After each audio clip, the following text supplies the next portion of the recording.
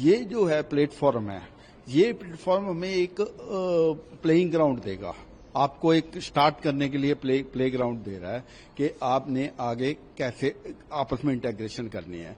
अब जैसे वर्ल्ड की सिचुएशन आप चल रही है आजकल, कहीं कन्फ्लिक्ट हो रहे हैं, कभी कुछ हो रहे हैं, और इंडिया जो पॉपुलेशन है, इंडिया की population that has gone number 1 in the world, तो उसके कारण कंजम्पशन जो इंडिया में है उस हिसाब से दोनों कंट्रीज आपस में कैसे, सारे कंट्री, दोनों कंट्री 6-7 कंट्री जो भी हैं, ये कंट्रीज आपस में कैसे आपस में इंटेग्रेट कर सकते हैं ताकि विन विन सिचुएशन हो टोटल ब्रिक्स कंट्रीज के लिए।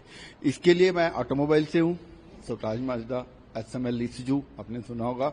ये जो SML इस्जू में हम, क्योंकि यहाँ पे जो कमर्शियल व्हीकल है उसका एक्सपोर्ट नहीं है।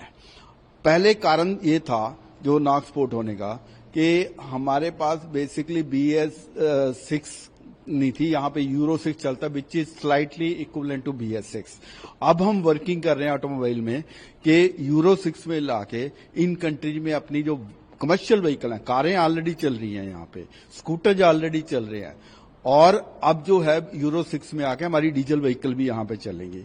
उसके बाद इंडिया में जैसे इलेक्ट्रॉनिक, मोदी जी ने ऑलरेडी कह दिया कि इलेक्ट्रिकल व्हीकल 30 तक हमारे basically almost 30% population electrical vehicle की होगी, और सभी कंपनीज इंडिया की इंक्लूडिंग SML इस्जू इलेक्ट्रिकल व्हीकल में आ गई हैं। तो इलेक्ट्रिकल गाड़ी का एक्सपोर्ट का यहाँ बहुत चांस है।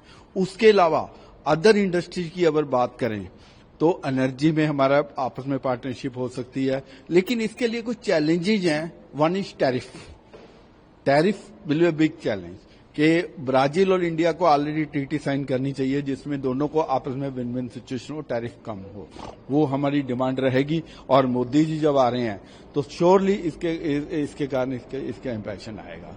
अदर जो है लॉजिस्टिक, टैरिफ और अदर सिचुएशन जो आएगी इस हिसाब से।